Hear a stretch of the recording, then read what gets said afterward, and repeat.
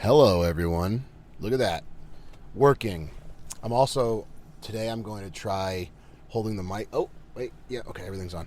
I'm going to try holding the mic a little bit further away from my face because you do that. You hold your mic a little bit further away from your face, and I do. I? Okay. Yeah. And mine always sounds like blah, blah, blah, blah, blah, blah, blah, blah, blah. So I'm going to try to Jason mode my microphone today. All right. How's it going, Jason? Going all right. Yeah. Some illness in the family this week. It was a long week. Yeah. Your face looks a little tired. I feel a little tired. You want a knick-knack? No. Okay. Maybe. Yeah. Illness. Mm-hmm. Dehydration. Fevers. Yeah. A little bit of fevers and stuff coming out both ends. Oh boy. Yeah. That was the worst. Yeah. It wasn't fun. I can imagine. Do kids get Go ahead. Oh, I just said it. This one keeps coming back. Oh yes. Yeah, it's like very persistent. Yeah, well, you'll feel fine for a day and then relapse. It's annoying. That is incredibly annoying. Yeah, I've always heard the stereotype that kids get sick all the time. But I had no concept of what the reality was like on the ground. They get sick every month. Yeah. With disease, dude. With plagues that are like... And for the most part, like, at least for Abigail, because she's like under 2, so like largely she can't... I mean, I guess that's not true, actually. She can totally tell you how she feels, but she usually like feels... She'll have like a 102 fever and be like running around. Yeah. Like, Mama, chase me! Mama, chase me! And then you get the 102 fever, and you're like, how on earth? Kids, they can sustain a higher fever than adults can. Okay. Yeah, that's crazy.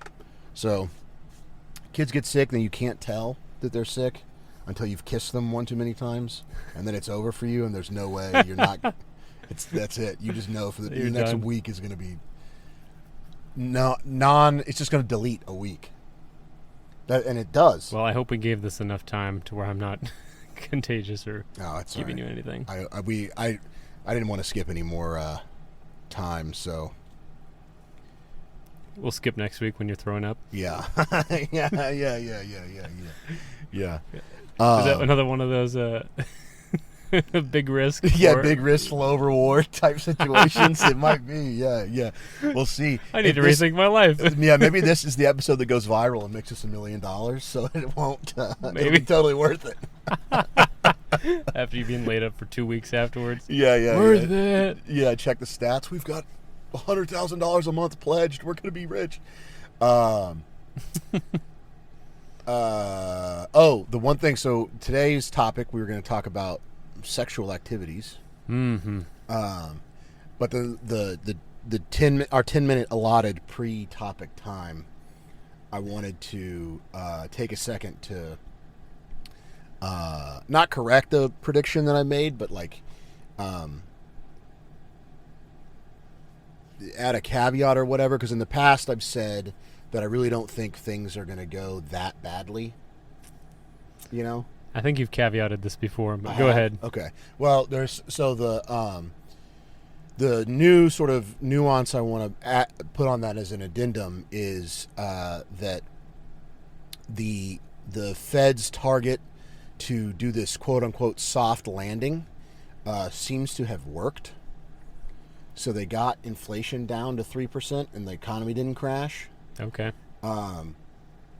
And that's bad.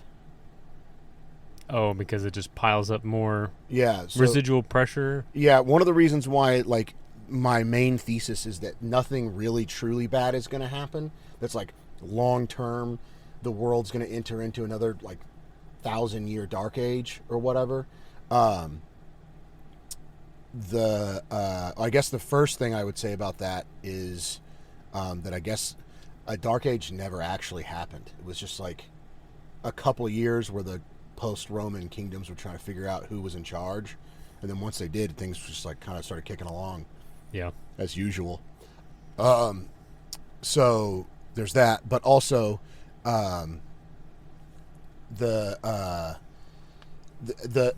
having a cataclysmic event, the economy crashing and a world war starting, like the U.S. splitting up, something like that would be good because it would be a sign that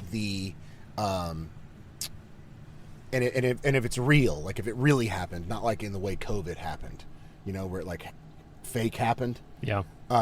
If something bad, quote unquote bad, really happened, the period at which you would exist in tumultuous timing, whatever, would be like 8 months. Like it wouldn't even be a year before everybody got everything situated. I mean, unless it was like a war. And obviously I shouldn't have said World War III. Nobody wants that. That's not good no matter what. Like that'll level populations. No. And yeah, that's bad. But if there was some other sort of like cataclysmic economic crash, whatever, which I think is coming, if that happened, that would be good. That would be a good sign. That would be a sign that they have lost control and the power dynamic of whoever's pulling the strings is flipping. So whatever group like Alex Jones and Elon Musk and Tucker Carlson, whatever group of like white hat, maybe not white hat, but like whatever group of elites those people represent are very obviously vying against the current system. And if they win, I think it'll be good in the long run for us. But if they lose, then nothing will change. And that's what's bad, is that nothing changes. So the Fed bringing rates down or bringing inflation down without any big consequences, right, means that we're going to just continue it with business as usual. That we increased our cash, business by so much without any real big. Right, business as usual is the Mandrake mechanism siphoning more and more wealth off of me and you and the all general populace, to the elites. To the elites, and them like continuing to atomize society and undermine the production of families, and like just more. It's going to be more of the same for another decade if nothing happens. And so you don't want to see nothing. We want collapse. Okay. And I think that there's like three ways I see this going, which is one, that they actually that they 40 banks just closed in China. Okay. And China has more millionaires fleeing every month than any other country. They're fleeing. All the rich people in China are leaving. Really? Yeah, China's done. If China, but if they can stop that from happening, if they can not be done somehow, and then if the U.S. can. You mean the Communist Party being in control, right? Being done? Yeah. And China reverting to some other kind of rule. Yeah. But I think I don't know. I think if the Communist Party, if the CCP dies out, I think China as a country will probably break up. But I don't know. I don't know enough about Chinese politics to have an idea. Like I don't know. That would be very interesting. But anyway, I just revert to in my head dynasties and the lords and things. Yeah, I guess in my head, because it's like the USSR, where like Russia was the head of the USSR, but there were many different countries that were in the USSR. Yeah, and so when the Communist Party in Russia collapsed, all those countries took back their sovereignty. Gotcha. But I don't know. I don't know if that's the case for China. I don't know how long those lines of the borders have existed. Anyways, the point that I'm trying to make is that if they can save China somehow, which I really don't understand how they could, but if they can save China somehow, and then they can stop a major crisis from occurring in the U.S., because there are still several vector points. Several vectors, I guess saying vector point is redundant, but several vectors of possible failure here in the U.S. Okay. So in my head, there's three possible solutions. One is that things just continue on as normal, which is the bad one. We don't want that to happen. Right. Two is that there's, which is the one I think I'm fighting for. Maybe I don't want to put words in your mouth, but maybe we're on the same side on this one, which is that there's some kind of massive cultural revival in the U.S. and cultural Christian sort of revival, another great awakening, right? That occurs that allows the U.S. to correct course in a major way. Now, obviously, that's a miracle. Like, that wouldn't be. There's nothing right now on the horizon that says that would ever possibly occur, but it makes me think that maybe it would, because that would be a God thing to do, to be like, right. oh, you thought I was going to like, let this fall apart, huh? Yeah. But then the third, I think, the only realistic option that's outside of extreme divine intervention, which is a funny thing to say as a Calvinist, because it's all divine intervention, but right. You're saying dramatic. Yeah, dramatic. Yes, dramatic divine and intervention. very, very obviously. Yes. Yeah. The only other option I see is that for the U.S. to break apart. So for the federal government, bunch of state nations. Yeah. It's for the federal government to basically lose the ability to pay its bills, so it can't pay a Navy and it can't pay the armed forces in general. Right. And once that occurs, there's nothing holding us together anymore culturally. It's just this like bureaucratic federal corporate system that's totally removed from. I mean, it looks like almost anybody's ability to control, and it certainly isn't. It doesn't have anything to do with what the people want. So, nope. There's nothing holding us together. Like, what do you and I have in common with, like, somebody from New Jersey? Yeah, like even like the average person in Austin. You know, which is weird to think about, because Austin's not that metropolitan for what it is for a city. But like, if you think about like what do you and I have in common with like a liberal from New York? Literally nothing. We both speak English. Yeah, that's true. Kind of, but they're very different versions of it. Yeah. Like, it's almost as different as our English to the Queen's English. Yeah. At this point. It's so it's just like the cultural difference is so vast, and the value difference is so vast, that the only thing we're being held together right now by the fact that the U.S. has the largest Navy on the planet. That's what we're being held together by. Which enables shipping. Right. Which enables. Yeah, the entire world economy. So if the U.S. contracts in any way or brings the Navy home or whatever, like, the whole world will be set on fire. We'll be fine, but the whole world will go down. You think that might pull us together, though, because the states would need each other as far as different trade, mining, refining, manufacturing? It might actually pull the U.S. together. Maybe more. I mean, I think that than actually fracture us. Yeah, it could. It certainly could. I think you're definitely right there. Because everything would be more localized, even if local, quote unquote, meant the United States. Yeah. Or a state away. I guess the thing I would think is, what would the productive states think about the unproductive states? Well, the unproductive states would produce something. Are you talking about agriculture versus like tech and things like that? No, like if you you want to give an example of the unproductive state? Like New York. Okay. What does New York actually do? It's a financial capital and produce culture. Maybe, yeah. I don't know. A lot of TV sitcoms. Yeah, I don't know if I'd call that culture what it's producing, but it's culture. It might not be good. Culture doesn't have to be desirable. Yeah. But they're like, New York is a banking capital, and New York only functions as like a good, like, it's only there because the like fiat federal system exists. Well, either people would flee out of it, either it would empty out, or it would. Right. Well, that's what I'm saying. It's still buying. Okay, so people are still buying and shipping stuff in to make New York pizza and everything else. So it's still a large economy. It's a big consumer. Okay. If nothing else, it's a consumer. Okay. Yeah. And so the producer states would be like, yeah, if you're going to pay us, sure. Okay.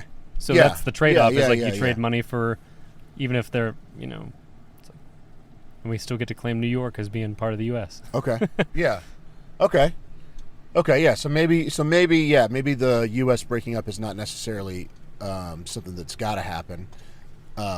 Although I will say, like, if Texas, Florida, and a couple other southern states, if we broke off and formed our own country, we would be the third largest economy on the planet. So that's hard to beat. But yeah, you may be right. You may be very well right. Like if we go less global and more national, then that may be enough. Might be a resurgence of national pride in right. that case. Yeah, for sure. So, made with pride in New York. Yeah. So the thing, I'll wrap this up real quick. I'll say this. Course of action here. Why am I telling you this? I don't want you to stress you out. No matter all three of those solutions, the thing that you ought to be doing right now is getting your money out of the system. So having your value stored in U.S. dollars, not a great idea. Having it stored in equities, not a great idea, especially none of the Fangum tech companies right now. Those are all, if there is an AI bubble, then those are all going to get hit pretty heavily when NVIDIA crashes. And I don't have enough expertise in that world to give you advice in that direction. Actually, I legally cannot because I don't have my Series 7 yet. But so this is not financial advice. Wink, wink. But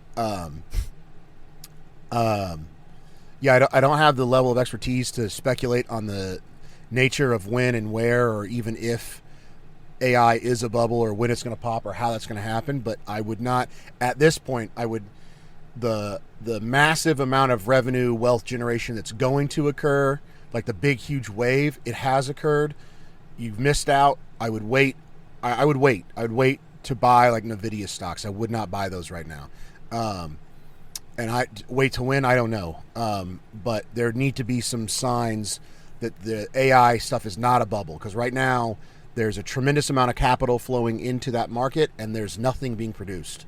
So it's very much like the .com bubble, and the S&P 500, the Fortune 500 companies, they have a weighted and non-weighted averages on like what the actual companies are contributing, and there's 7 companies that are contributing almost all of the gains made by the S&P 500 in the last year. And that disparity has only occurred once in the past, right before the .com bubble bust. You said there's only about 7 companies right now that have made all of the money in the country. So the stock market's at an all-time high, but it's because NVIDIA is gained so much market capitalization. What's NVIDIA? NVIDIA for is, my half of the crowd and me. Yes, NVIDIA is the company that makes the processors that run AI tools. Oh, okay. So NVIDIA is selling the shovels. The shovels? Yeah, in the gold rush, the people who gotcha. actually made all the money were the people selling shovels. Right, because that was sure money. Right. Everything else was speculation. Speculation. And so NVIDIA is selling shovels. Prospectors. Right, prospectors. Yeah, so NVIDIA is selling the shovels, so they've made a buckload of money. Yeah, can't take it away from them. Nope. and so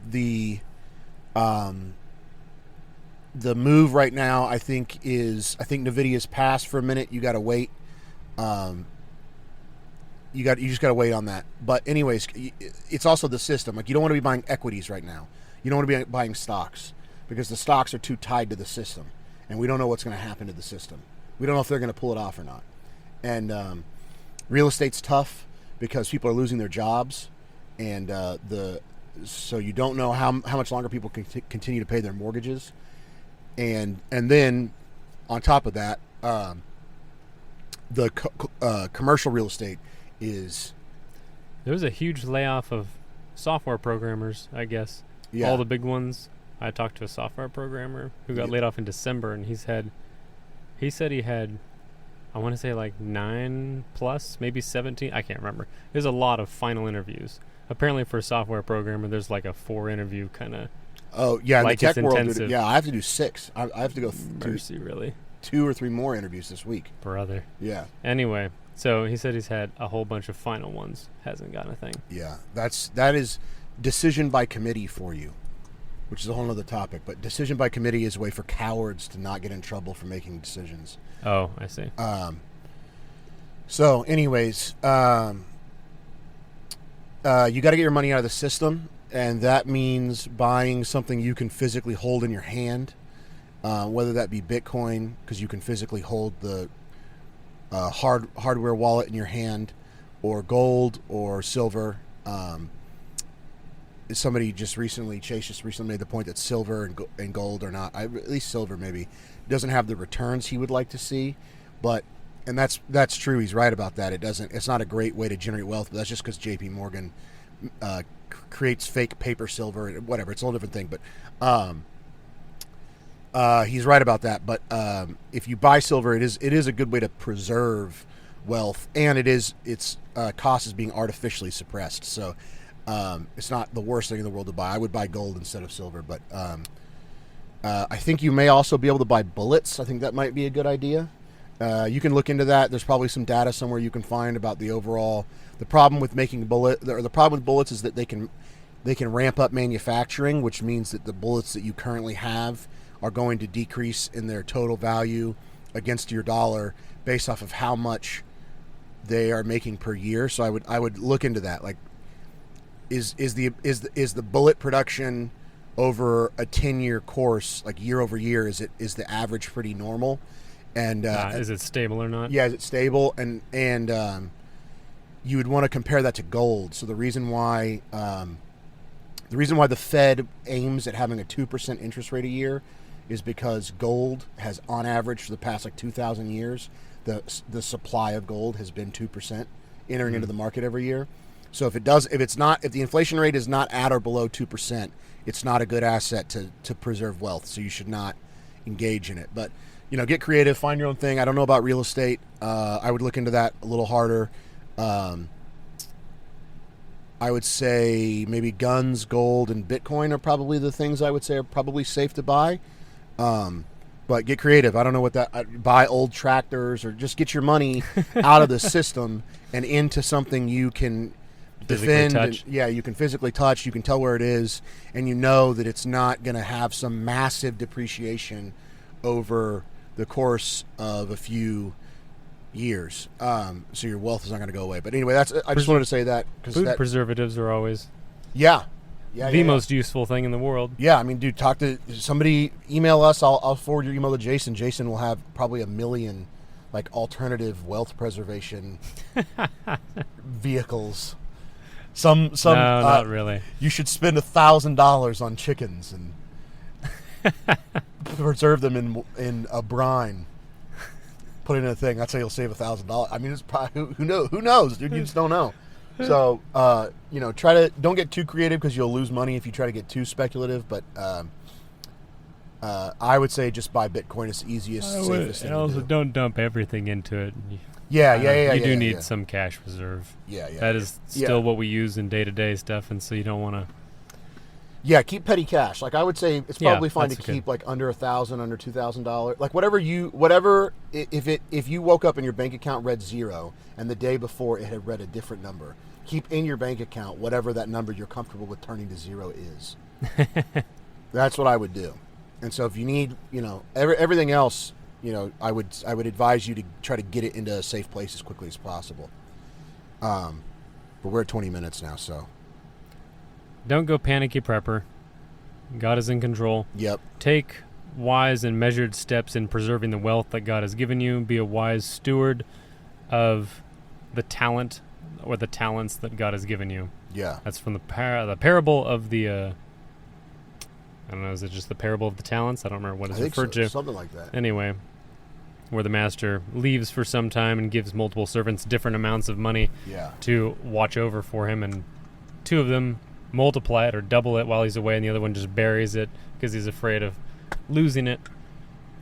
So don't ponder that parable and see what you can do to multiply what God's given you. Yeah.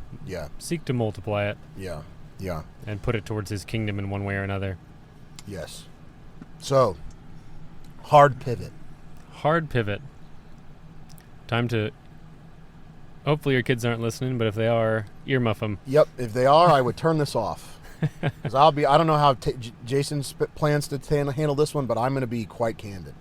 In fact, I looked up how to flag in the recording how to flag stuff so that I don't have to re-listen to it to edit it out, because I figured I'd probably be editing something out today. Oh, okay, so gotcha. I made my life way easier. So today we are talking about sex. Yep. We figured this is under talked about in the church because it's uncomfortable, and if you grow up in a conservative household, the chances are that sex has been kind of a quiet hush-hush thing because your parents are rightly private about it and don't want to share too much with you. There's a very good caution in the Song of Solomon about not awakening love before it is ready. So if you're not married, this episode is for you if you're not married.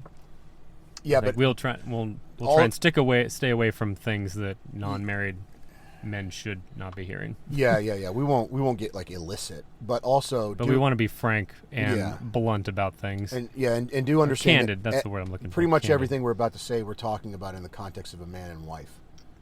So we are not like the thing I thought to say was how to give young guys advice about how to have sex with your wife. Oh, is that what? That's what I was thinking. That's why. So, when I say that, I'm not saying, you young man who has a girlfriend should be trying any of these things on gotcha. on your young woman. This is for marrieds only. We should have discussed this episode parameter more carefully. I'm not going to say anything in detail. I'm not going to so there's a part over here. You touch that. I'm not going to do that. That's not what I mean. I mean in a philosophical sense. Touch spots 3 and 4. Yeah. You'll I see brought a diagram. In your diagram. While making small circles on number 1. Yeah, it's a stick person though. It's a stick diagram, so as not to elicit undue. Undue temptation or lust. Yeah. Okay. Good. Okay. I think maybe part 2 of this we could talk about being single and how to prepare yourself though for marriage and preserve yourself in an appropriate way. Yes. That's kind of more what I was thinking. Okay. Yeah. I did a terrible job at preserving myself for marriage, so I did not do a good job either. I was not saved, so until I got saved 3 years before I got married, so I was probably saved, but very much not walking with God. Yeah. That's how I would probably put it. I can look back and see stages of my Christian walk with increasing closeness to God. Yeah. And increased awareness of my sin. Yeah. But I was definitely not walking with God the way I should have when I was younger. Okay. So maybe we can have a what not to do episode. What not to do. Yeah. And maybe some practical looking back on how you and I could have avoided those things, situations, how we've learned to cope better or are still learning to cope with certain temptations. Talk about the negative aspects of pornography, things like that, masturbation. Yep. Didn't think you were going to get a candid conversation about masturbation on this We're going to podcast, talk about, did you? We're going to talk about jerking off, boys. Yeah. So buckle up. I'll open up. I'll say this. Some of the best. I had conservative parents too, so my parents were not like jumping at the bit to tell you all about it. Yeah, tell me what's good. But I had a trainer. My weightlifting trainer in high school was a guy in his early 30s who was like unbelievably cool. Yeah, he's like one of the great like male figures that I've had in my life, and he was the only person to ever give me any sort of like insight into what sex was like and how to address it. Now he was whether or not he's saved, I don't know, but he wasn't at that time. His walk was not that strong, and so his advice that he gave me was just in the context of sex in general. Okay. It was not in the context of like you should hold on to this little nugget of information until you get married. Right. He was being like, hey, I know you got a girlfriend. Okay. And you're taking that now and saying, let's apply that to right. I'm the saying context of marriage. Yeah, what I'm about to say, don't feel like you've got a secret weapon to go use now in general. Tuck this away in your wallet till you get married. And I'll say, if you're not a married man, maybe this is not. Yeah, maybe this episode is not for you. Yeah, that's true. That's maybe you should. So I would say cautious. Be very cautious in listening to this. At least pause it and pray. Pause it and pray and say, God, help me to take away from this what is good and right for the context of marriage alone, and not to use it in a way that dishonors you. Yes. So the advice that he gave me was to pay attention. Yeah. Was to pay attention. That's what he said I needed to do. So when you're having sex, it can feel pretty good, and you can get pretty focused on that. And his advice was to chill out, think of literally anything. Like he was like, think of a chair, think of Rosie O'Donnell, think of anything to calm. Poor Rosie. Yeah. Don't think of Rosie O'Donnell. I think that would be probably sinful. But like, think of a pile of trash. Think of something stinky. Just get your mind removed from the feeling, so you can check back into exactly what's going on around you, and then pay attention. Namely, your wife. To your wife, yes. Yeah. Don't be like, oh, is the AC on? Like, don't do that. That's you want to check back into reality. You want to check back in with your wife. And his point was that it was kind of twofold. That one, that you could, if you're paying attention to your wife, you can see the feedback on whether or not this is an enjoyable experience for her, right, and adjust based off of that. But then also, and this is really, I think this is very true. Maybe one of our wives will hear this and disagree. I don't know, but I've lived this in my marriage. It seems to have worked pretty well, and I exist off of the idea that if you want something and then you implement a way to do it and you get the thing that you want from that implementation, it was obviously true. So okay.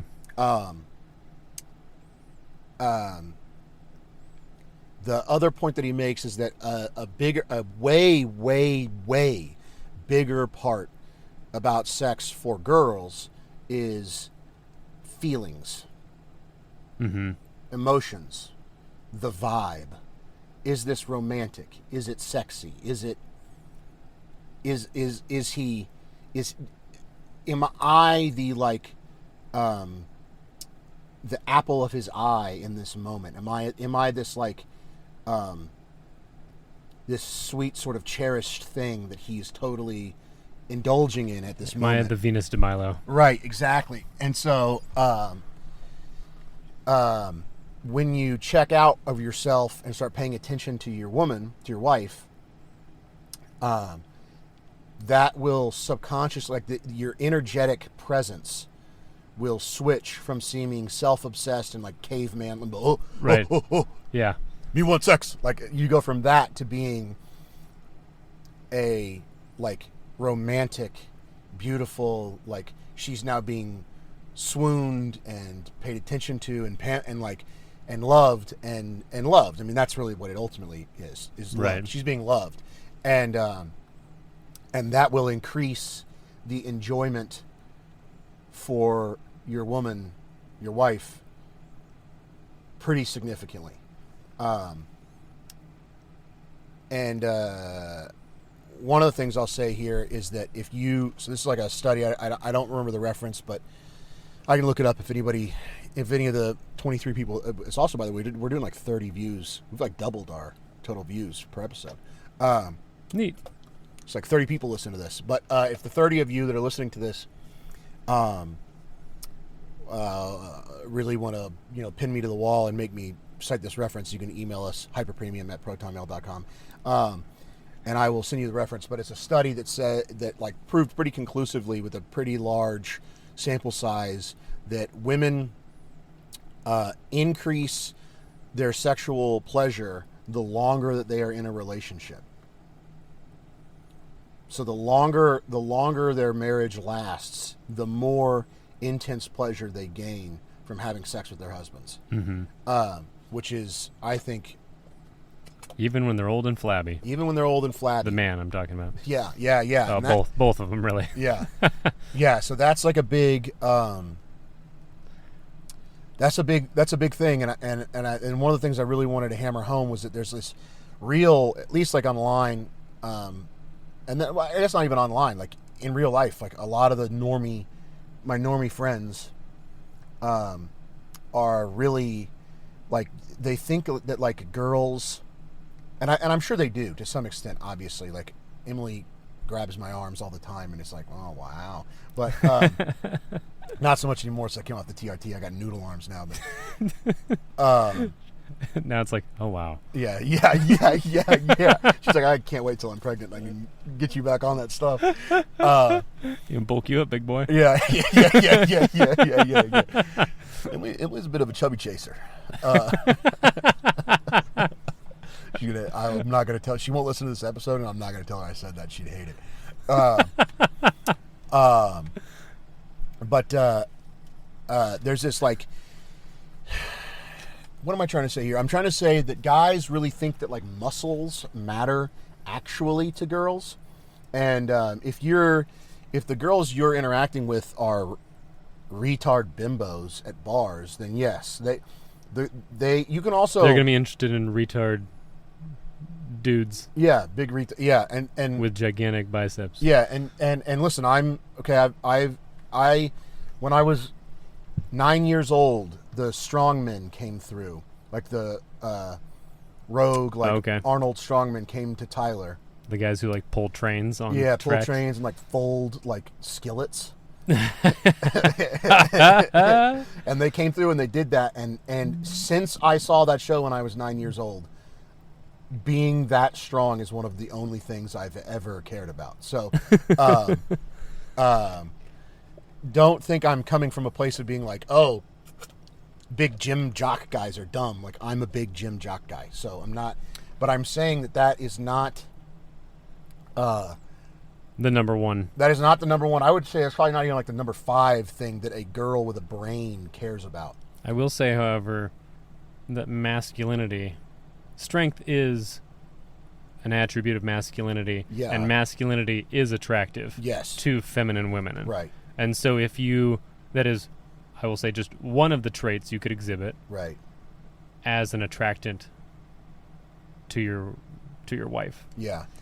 I would say the thing I want to say, though, that I think that's a good caveat. I think it's a good thing to say to clarify. Cause I'm only saying because my wife has, when I had a more sedentary job, I didn't get fat or anything, but I was starting to lose muscle tone, and I had a tiny belly and whatnot, and I moved out here and got a more physical job and toned up a lot, and my wife has made many more comments about how strong I am.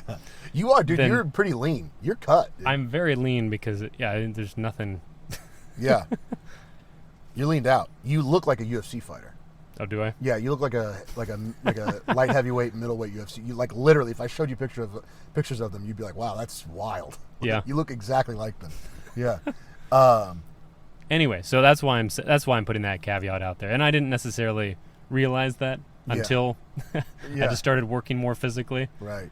But I'm also saying that's it's not something I went and sought out. And even if I had a desk job today, I would not start working out only for that attribute necessarily. However, taking care of yourself is... We've talked about this in the past, that being a way to attract women is just taking care of yourself. Yeah. So if you have a very sedentary job, yes, you should do something physical to keep yourself in good shape. Yeah. Yeah, and the thing I would say is that so Jason's 100% right. But the thing you need to recognize here as he's saying that is that it's not you look at Sam Sulek, the like real popular young bodybuilder guy right now, the guy that's really on the come up. You look at him, I look at him as dudes, and we go, that's sick. I wish I was like that. Just the muscle. You see the muscles in and of themselves and think that's cool. Mm-hmm. Girls see what it represents. Girls see what it represents. Yeah, like he can do anything he wants. Right, exactly. And so it's the masculine element that it represents, and if you obsess constantly. So I have a buddy who is extremely handsome. What was that? That was my phone text. Oh, okay. We never get that down in the bunker. That's true. Yeah. I have a buddy who's extremely handsome. His now wife is very beautiful, and he doesn't prim himself a lot, but he prims himself a little bit more, I think, than the average guy, and he cares a lot about how his body looks. Right. He, I think, is still in a really good balance of like not primming too much, but he's a little metrosexual in his previous positions, which is totally fine. I'm not ragging on him. Again, he's like the numbers speak for themselves. Like, I've never ever in my life seen this, but except for when I'm with him, we would go out to the bars and girls would walk up without saying anything and give him their number. Wow. Because he's so handsome. So good looking. They're just like, well, I have to. Yeah. Wow. That is some strong hormone. Yes. Yeah. And so physical attractiveness obviously matters, and it affects women's perception of you. You can get away with a lot more in courtship if you're handsome. A lot of what you will, if you're not a good-looking guy, you will be perceived as creepy for being more overt than if you're a good-looking guy. Yeah, it's very unfortunate. Yeah, it's just the way that it is. If you do the same things as the handsome guy, right, it's not going to be taken the same. Yeah, but in the context of sex... Should say handsome to them, so attractive to the girl you're interacting with. Yeah. Not necessarily physical handsomeness. Yeah. But that plays a part. Before I was saved, I lived out here, and so I was running amok, being a fool, and I was a large bearded man, so I looked like all the young women's dads out here. And so I did much better out here than I did when I moved into Denton. Oh, you did better out here. Right, because all the men they saw as being men.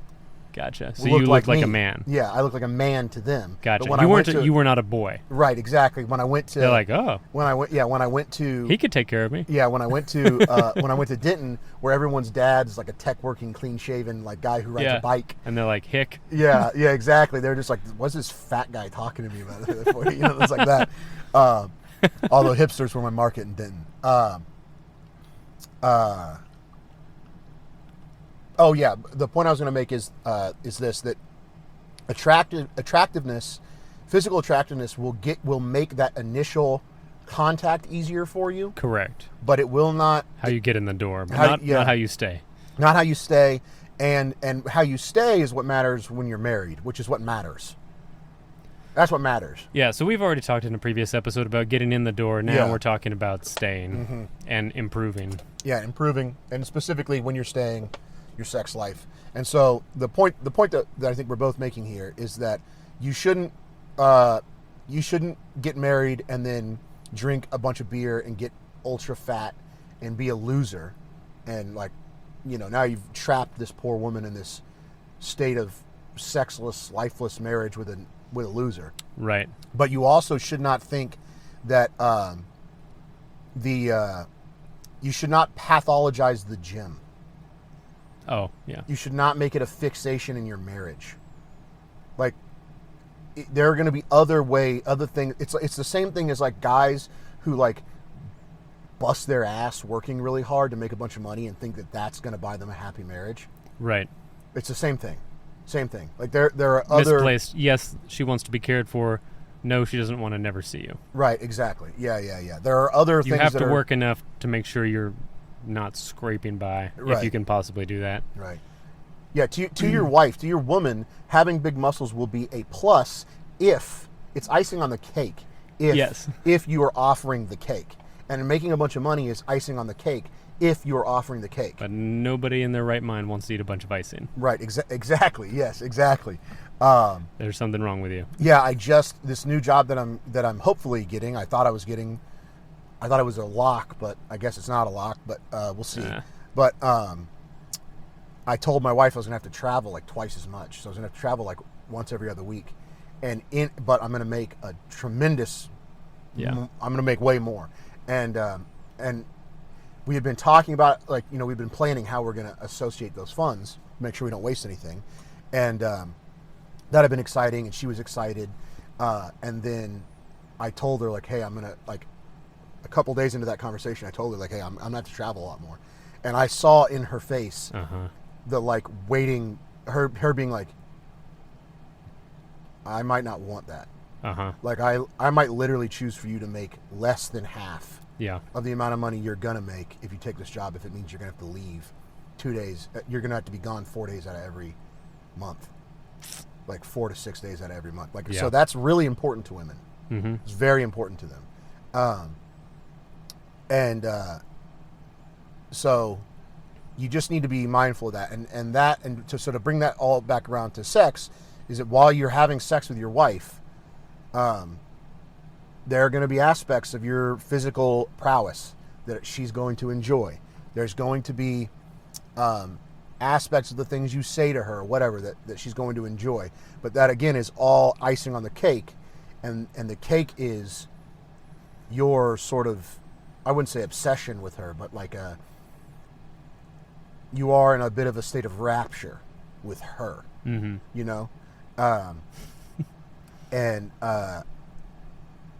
so I think it's really, really important when you're having sex with your wife, obviously. Yeah. Every time we mention that on this episode, that's what we mean. Yeah, we mean with your wife. Every time I say it's so funny. I have like such a conservative programming that I can't even just say whenever you're having sex. Whenever you're having sex, without being like, well, I'm saying with your wife. Like, did I say that already? Yeah, did I say that enough? When you really do need to be. And here's the thing: the secret about guys, dude, is you're gonna reach the place you want to reach, no matter really kind of what happens. And so sex is a lot easier for you than it is for her.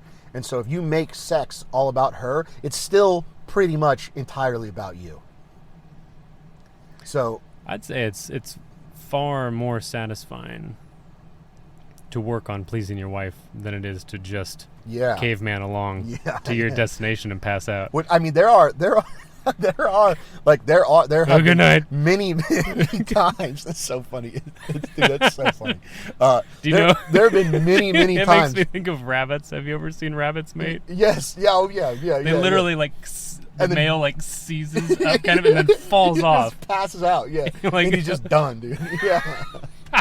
Yeah. So don't be a rabbit. Yeah. Don't be a rabbit. Don't be a buck. But you can't. I mean, I think there are. I would say probably 2 or 3 of the times that my wife are being intimate throughout the week is a maintenance one, where I just come in and I'm like, listen, babe, I need it. And she's just like, all right, come here. And then it's like, and I think that's a fair point to make, is that something that you need to make clear to your wife, that it's not this is for your benefit and your spiritual walk with God to help alleviate temptation. Yeah.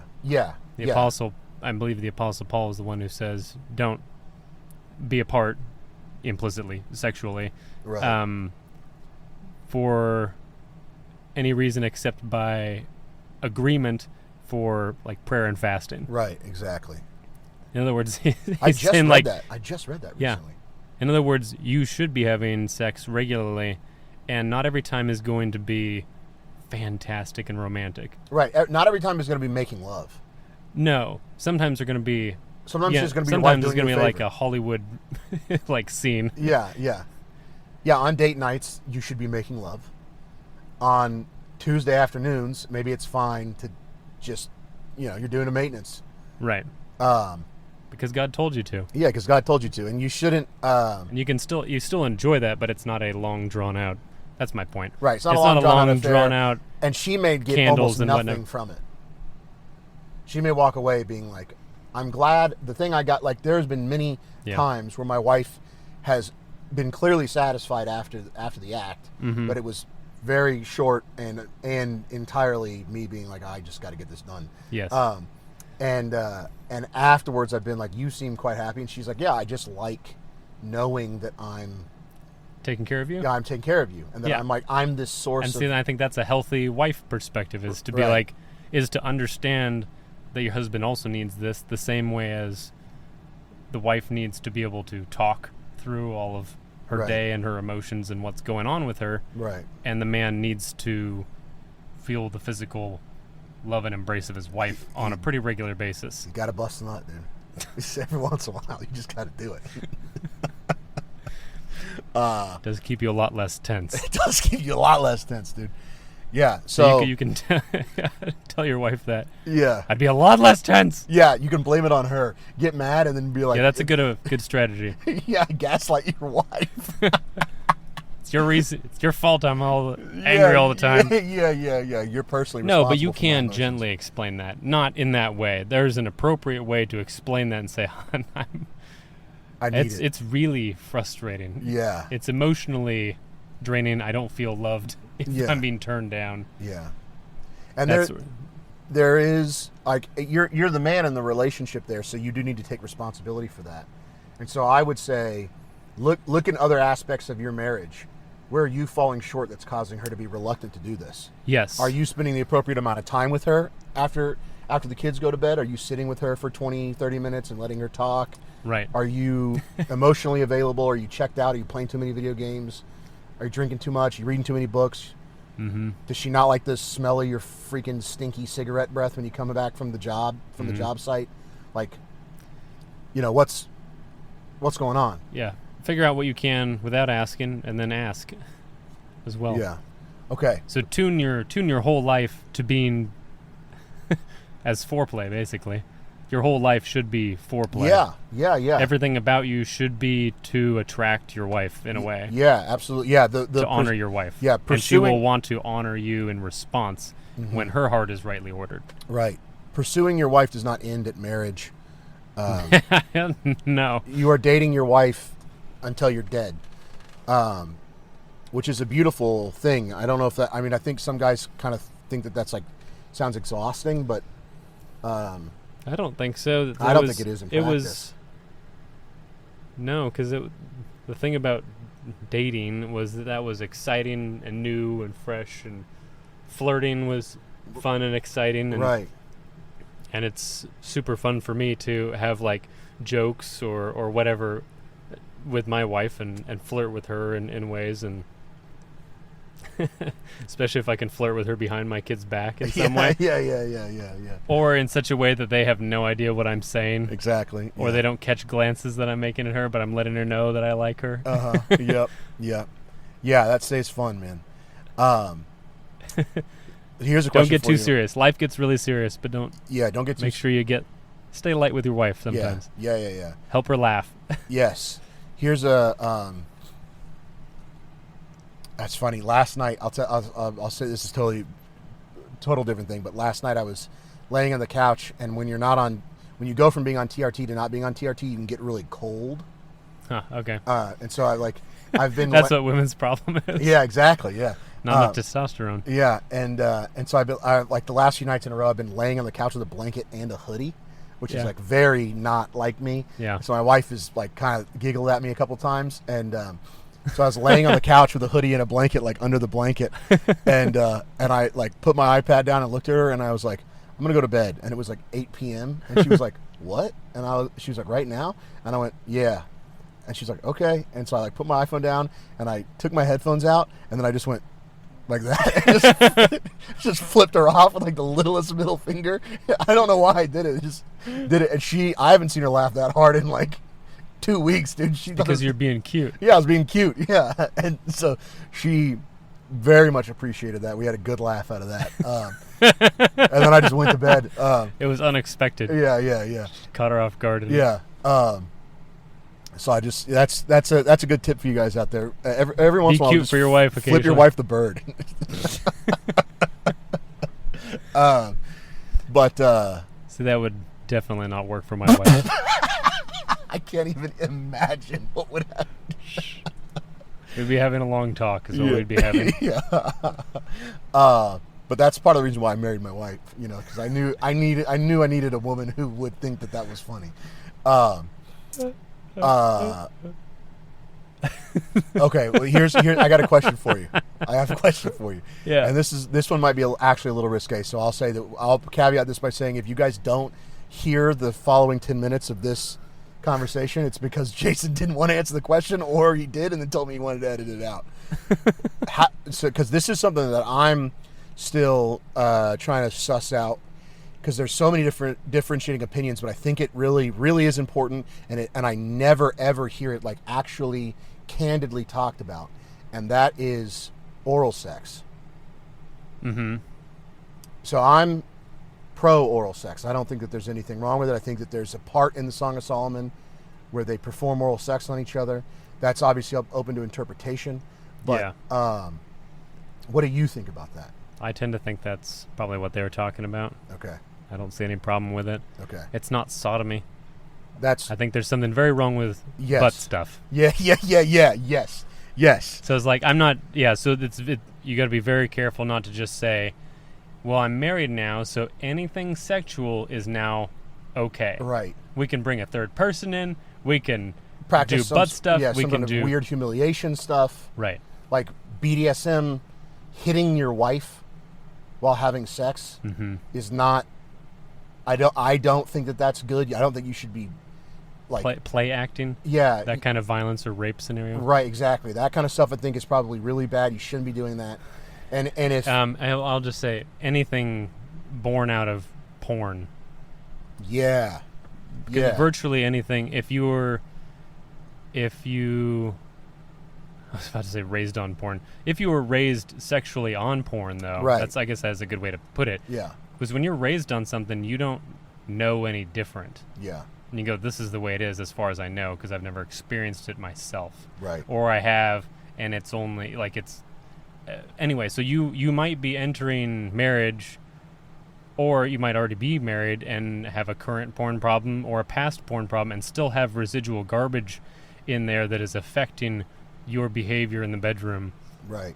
That you might not realize, or you might realize and you've justified it, or you haven't gone through and thought, is this biblical and honoring to my wife and all that? Right. Right. Certainly. Yeah, and so I think in that name, I think bringing in like foreign objects is probably not best. Not best. I would say if that's something that I remember my parents giving me advice. I don't. There are a few times when my parents gave me advice on these things, and I remember. Oh, I know. I saw some sort of like gel in the grocery store or something. Yeah. Some shelf that said like some sort of like tingling sensation gel or whatever. Yeah. And I think I asked my parents about it, and it may have been my mom because we were like grocery shopping, and she's like, or maybe my dad. I don't remember. Anyway, one of them said like, we don't think there's any need to add anything. Right. It's just that God gave you everything you need. Right. Right. Your hands, your mouth, and everything between your legs is about all you need. Right. For the act. Yeah, I think adding anything that vibrates into the equation, because your penis doesn't vibrate, so it's not supposed to be that way. No. Yeah, so I would say probably steer clear of that stuff. It's mostly. Taking away the human touch and the personal touch of it too. Yeah. It's letting a machine do your job. Yeah, absolutely. And I think that there was a time when, because my wife was quite virtuous before we got married, and so when we got married, and this is something you guys will encounter too, for the first little while, it is gonna be painful at times for a young woman. Yeah. And if that is the case, then something that can really alleviate that discomfort for her is introducing like a lubricant. A lubricant of some kind. I don't think there's anything wrong with lubricant. Yeah. So I think you can do that. I think that's a whole lot different than toys. Right. Yeah. Yeah. So I think you can do that. And there's natural periods surrounding pregnancy and other things where natural lubricants might be in short supply. Right. Yeah. Exactly. Yeah. So I would get just a piece of practical advice. I would, if you're gonna use a lubricant, please find something natural. Please don't put acrid chemicals on your body parts like that. I would say in the practical vein, I would suggest coconut oil. Yeah, there you go. Coconut oil. Yeah. If you put something acrid and chemical, it's very unhealthy for a woman. So it could possibly be. Yes. Yeah, I mean, you think if you absorb things. Yeah. And it's a very vascular sensitive area. Yeah. Like it's gonna absorb stuff. Yeah, so you just got to be Be careful mindful. there. Yeah, be mindful of your wife. Be mindful of that. So use the appropriate stuff. But yeah, okay, cool. I think we knocked that one out. I think that was pretty good. Yeah, it's an hour. Wow, just right on it. Nice. All right, guys. Well, there you go. Pay attention to your wife. The sex talk that we're going to give today, I think we can encapsulate by saying much of the pleasure your wife will feel during sex is earned by you outside of the bedroom, and inside the bedroom, you should not change the spirit of pursuit and reverie that you hold your wife's physical body and spirit in, because that will greatly increase her pleasure. And it's okay to have a couple maintenance rounds every once in a while where it's just like yeah. It doesn't all have to be spaghetti dinners. Exactly. It's a good way to put it. It doesn't all have to be spaghetti dinners. It can be French fries and a burger sometimes. So yeah, there you go, guys. Next episode we'll talk about, and I think it's a good. As we talked, I thought of a couple of things I think are good tips for the single guys. Yeah, we'll talk for the single guys. How do you preparing and conserving yourself? Yeah, how do you maintain your virtue? At least how do you avoid maybe the mistakes Jason and I made, or get out of the ones you're currently making? Yeah, all of that. Yeah, or stop the ones you're currently making. Mm-hmm. Cool. All right, guys, we love you. We're praying for you. Please go to a church. Please find a young woman. Do not have sex with her until you're married. You are responsible for her virtue. Yes. Do not blow it. You are yes. You should be drawn and quartered or something. Do not touch her until she is actually your wife. Yeah, she's not your wife when you're dating. Think about how you would like somebody to treat your daughter. Don't emotionally sleep with her, and don't physically sleep with her. Yeah. Yes. Exactly. Yeah. All right, guys, we love you. We're praying for you, and we are praying for you. I did this week. Yep. I didn't pray this week, but I prayed last week. So we are praying for you guys. We do love you. We do thank for the guys that are listening to this. Thank you. We do appreciate it. Thank you. We hope you're getting something good out of it. Yeah, I've gotten some really positive feedback lately from the people that we know that listen to it. Oh, do you? Okay. Yeah. So that's nice. Yeah. Thanks, folks. Yeah, and one of those feedbacks was somebody who would tell me if it was bad. So that's always good. Yeah, that's very valuable. Okay. We love you guys. We'll see you next time. Bye-bye.